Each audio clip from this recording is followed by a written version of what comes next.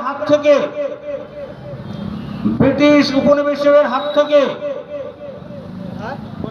আমরা ভারতবাসী রাজনৈতিক স্বাধীনতা অর্জন করেছিলাম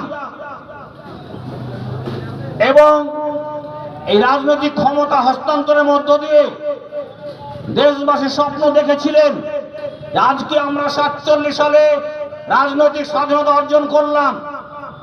ক্রমান্বয়ে আমরা আস্তে আস্তে এদেশের মানুষকে সামাজিক স্বাধীনতা দেব, রাজনৈতিক স্বাধীনতা দেব, সাংস্কৃতিক স্বাধীনতা দেব। কিন্তু দুর্ভাগ্য, আজকের ভারতের অধিকাংশ মানুষ পাটিগণিতের অঙ্কে শতকরা 85 থেকে 90% মানুষ আজও সেই স্বপ্নের ভারত পাননি।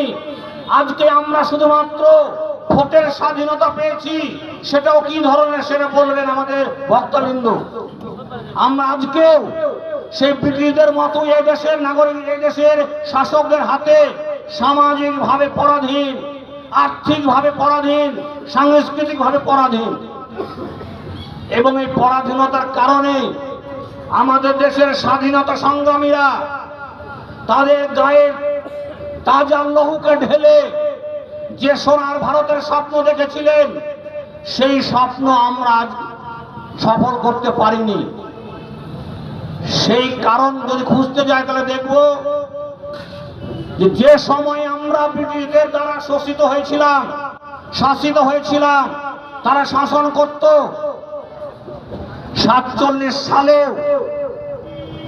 এদেশে যাদের হাতে ক্ষমতা এসেছিল তারা এই দেশের উচ্চ বর্ণের, উচ্চ বৃত্তের, তারা মন মানসিকতায় ব্রিটিশ সাম্রাজ্যবাদের পোষ্যপুত্র, তারা ব্রিটিশ সাম্রাজ্যবাদের মানসপুত্র। সেই সময় যেমন আমরা ব্রিটিশদের শাসনে ছিলাম, তাদের হাতে পরাজিত ছিলাম, 47 সাল থেকে 2023 পর্যন্ত আমরা এদেশের উচ্চ বর্ণের হাতে, উচ্চ বৃত্তের হাতে, কর্পোরেট সংস্থার হাতে, দেশীয় সাম্রাজ্যবাদীর হাতে, দেশীয় পুঁজিপতির হাতে আমরা সেরকমই পরাধীন থেকে গেছি। বন্ধুগণ, গোটা দেশবাসীকে সেই দেশীয় শাসকদের হাত থেকে দেশবাসীকে মুক্ত করার জন্য, দেশবাসীকে স্বাধীন করার জন্যই আমরা social Democratic party of India ভারতের রাজনীতির মধ্যে পদার্পণ করেছি। আজকে দেখতে পাই যে যাদেরকে আমরা 47 সালের পরে বিভিন্ন সরকারের নামে কেন্দ্রে বসিয়েছি, 47 সালের পরে বিভিন্ন রাজ্যে আমরা যাদেরকে ক্ষমতায় বসিয়েছি, পশ্চিমবাংলায় 30 বছর বসিয়েছিলাম কংগ্রেসকে, তারপরে সিপিএম এর নেতৃত্বে বামফ্রন্টকে বসিয়েছি 34 বছর, আর 2011 থেকে বসিয়েছি তৃণমূল সরকারকে।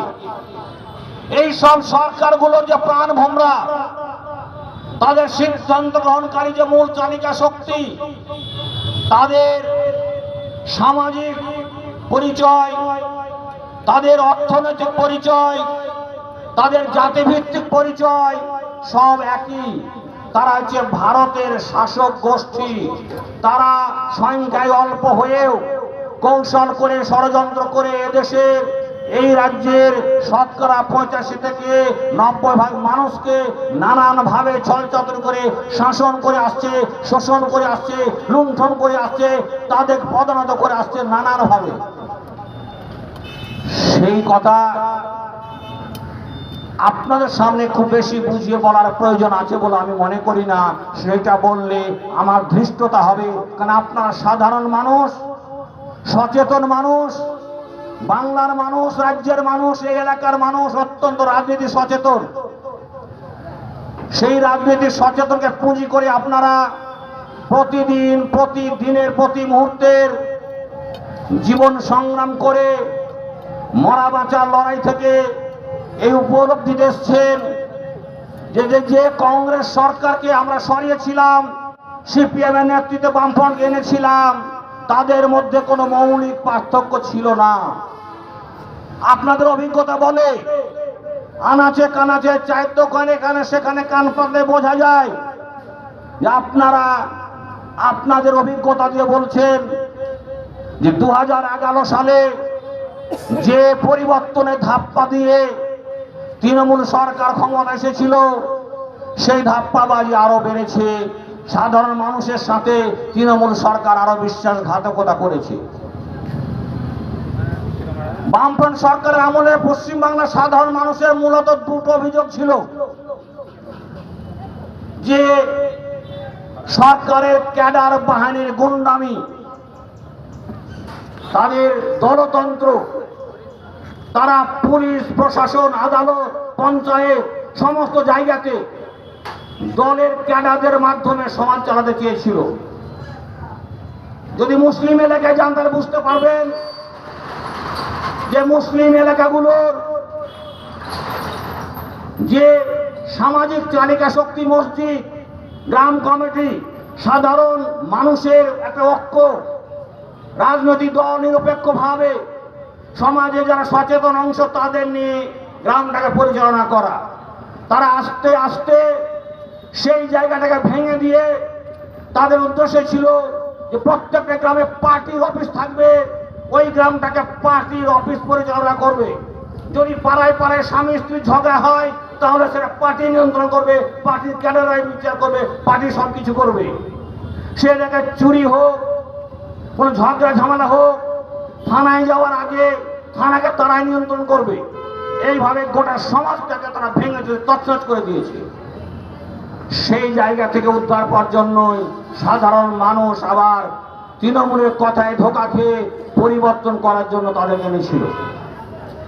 আজকে অভিজ্ঞতা বলছে যে তৃণমূল সরকার এই পরিবর্তন কথাটা একদম ষড়যন্ত্র করে সুপরিকল্পিতভাবে ঠান্ডা মাথায় পশ্চিমবাংলার মানুষকে ধাপ্পা দিয়েছে। দলতন্ত্র বলেন, দুর্নীতি বলেন, মস্তানি বলেন, সমস্ত কিছুতে বামফ্রন্টের সমস্ত রেকর্ডকে তৃণমূল সরকার ছাড়িয়ে গেছে। ফলে এই মুহূর্তে পশ্চিমবাংলাকে যদি বাঁচতে হয় এই দুর্নীতি থেকে, এই দলতন্ত্র থেকে, এই মস্তানি থেকে, এই গুন্ডামি থেকে, এই বিশৃঙ্খলা থেকে, তাহলে তৃণমূলের বিকল্প মানুষকে বেছে নিতে অবশ্যই অবশ্যই হবে, কোনো বিকল্প নেই। পাশাপাশি এটা বুঝতে হবে যে তৃণমূলের বিকল্প কি। আমরা কি যে অভিজ্ঞতার মধ্য দিয়ে কংগ্রেসকে ছুঁড়ে ফেলে দিয়েছিলাম, যে অভিজ্ঞতার মধ্য দিয়ে বামফ্রন্টকে ছুঁড়ে ফেলে দিয়েছিলাম, তাদের যে দস্তুরি ছিল তাকে আবার নতুন করে ফিরিয়ে আনবো, নাকি নতুন কোন পরীক্ষা নিরীক্ষা করব, নতুন কোন প্ল্যাটফর্মে যাব, নতুন কোন নেতৃত্বের খোঁজ করব, নতুন কোন দলের কথা ভাববো? আমাদের অভিজ্ঞতা বলে যে পশ্চিম বাংলার সচেতন রাজনীতির সাথে যুক্ত যারা তারা বলছেন পরিষ্কার করে আমরা অবশ্যই অবশ্যই তৃণমূলকে সরাতে চাই, পারলে এখনই চাই, নির্বাচন আগেও চাই, কিন্তু কোনোভাবে কংগ্রেস সিপিএম আনতে চাই না। তারা নতুন স্বপ্নের খোঁজে আছেন, সেই জায়গাটাই পূরণ করার জন্য সত্যিকারের বিকল্প নিয়ে, বিকল্প পলিসি নিয়ে, বিকল্প কর্মসূচি নিয়ে, বিকল্প ভাবনা নিয়ে social Democratic party of India আপনাদের সামনে হাজির হয়েছে। বন্ধুগণ, সেই বিকল্পেরই একটা অংশ হচ্ছে জাতিভিত্তিক জনগণনা। জাতিভিত্তিক জনগণনা কি প্রয়োজন সেটা বলবেন নিউ ডেমোক্রেটিক পার্টি অফ ইন্ডিয়ার এই রাজ্যের সাধারণ সম্পাদক মিস্টার সঞ্জয় কুমার সরকার। তিনি এসছেন, আমরা আমাদের দলের পক্ষ থেকে তার প্রতি কৃতজ্ঞতা প্রকাশ করছি। তিনি বলবেন। আমাদের রাজ্যের সহসভাপতি মোহাম্মদ শাহাবুদ্দিন আছেন, তিনিও বলবেন। আমি যে কথাটা বলতে চাই সেটা হচ্ছে এই দলগুলি কেন করেনি, নাকি করতে পারেনি, তাদের কি বুদ্ধির অভাব, নাকি তাদের বুদ্ধির অভাব নয় বলে তারা পরিকল্পিতভাবে এই মানুষগুলো ঠগিয়ে যাচ্ছে বছরের পর বছর, শাসনের পর শাসন, বংশের পর বংশ, প্রজন্মের পর প্রজন্ম। সেই জায়গাটা হচ্ছে যে ভারতের শাসক গোষ্ঠী, যাদেরকে আমরা বলি রুলিং ক্লাস, তাদের আর্থিক অবস্থা দেখলে বলতে হয় যে তারা হচ্ছে উচ্চবিত্তের মানুষ। ধর্মীয় পরিচয় দেখতে গেলে বলতে হয় তারা উচ্চ বর্ণের মানুষ। সামাজিক সাংস্কৃতিক শিক্ষা ব্যবসা বাণিজ্য দেখতে গেলে তারা সমাজের উপর স্তরে মানুষ। এই মানুষগুলো কিছুতেই চায় না এই দেশে এমন সরকার প্রতিষ্ঠিত হোক, এই দেশের শাসন ব্যবস্থার এমন পরিবর্তন হোক, এই দেশের শাসন ব্যবস্থার মধ্যে সাধারণ মানুষের ক্ষমতা এতটা পেয়ে যান যাতে করে তারা প্রজন্মের পর প্রজন্ম কয়েক হাজার বছর ধরে এই দেশকে লুটপাট করে খাচ্ছে, তাতে যেন কোনো ব্যাঘাত না ঘটে, তাদের কায়েমি স্বার্থে আঁচল না পড়ে, সেই জন্য করছে। আর সেই কারণে তারা যে সমস্ত কাজ করেনি তার মধ্যে একটা, এই দেশে জাতভিত্তিক জনগণনা করেনি। খুব সহজ কথা, এই দেশে যদি আমাকে পরিকল্পনা করতে হয় তাহলে দেশের জনসংখ্যা জানতে হবে, তাদের আর্থিক অবস্থা জানতে হবে, তাদের শিক্ষার অবস্থা জানতে হবে, তাদের স্বাস্থ্যের অবস্থা জানতে হবে, তাদের যোগ্যতা এবং দক্ষতা জানতে হবে, কাকে কি ধরনের কাজ দেওয়া যায় সেটা বুঝতে হবে, এবং বাজেট করার সময় তাদের সেই পরিমাণে বাজেট করা হবে। আমাদের রাজ্যে এবং দেশে কখনো সেইভাবে বাজেট করা হয় না, সাধারণ মানুষের জন্য সেই পরিকল্পনা করা হয় না। দেখা যায় কি যে দেশের বা রাজ্যের যে সম্পদ, দেশের বা রাজ্যের যে আয় ইনকাম, জনগণ ট্যাক্স দিয়ে যে টাকা তৈরি করে তার প্রায় সমস্তটাই চলে যায় এমএলএ এমপিদের হাতে। এমএলএ এমপি যে আইন তৈরি করে সেই আইনকে বাস্তবায়ন করার জন্য আমলাতন্ত্র তাদের ঘরে এবং উচ্চবিত্তের মানুষের সুখ সুবিধা করে। সামান্য কিছু অংশ পড়ে থাকে, সেটা সাধারণ মানুষের ঘরে চাপে, সেগুলো বিস্তারিত আপনারা শুনবেন। সেই কারণে social Democratic party of India প্রথম থেকেই তার কয়েকটি সুনির্দিষ্ট মৌলিক কর্মসূচি আছে। এক নম্বর কর্মসূচি হচ্ছে এই দেশে এখনো এই দেশের সাধারণ মানুষ, এই দেশের কৃষক, এই দেশের শ্রমিক, এই দেশের ছাত্র, এই দেশের যুবক, এই দেশের শিল্পের মানুষ সামাজিক স্বাধীনতা পাননি, আর্থিক স্বাধীনতা পাননি, তাদের সাংস্কৃতিক স্বাধীনতা পাননি। তাদেরকে এই সমস্ত পরাধীনতা থেকে মুক্ত করে সত্যিকারের দেশের একজন স্বাধীন নাগরিক হিসেবে গড়ে তোলা।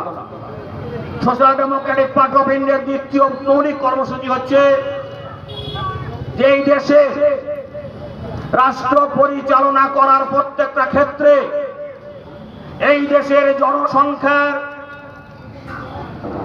প্রত্যেকটা জনগোষ্ঠী জনসংখ্যার সংখ্যানুপাতে তাদের প্রতিনিধিত্বকে সুনিশ্চিত করা।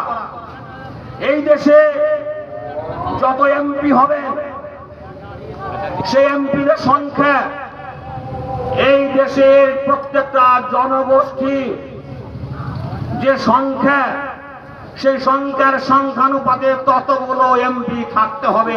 এটা হচ্ছে সোজা কথা।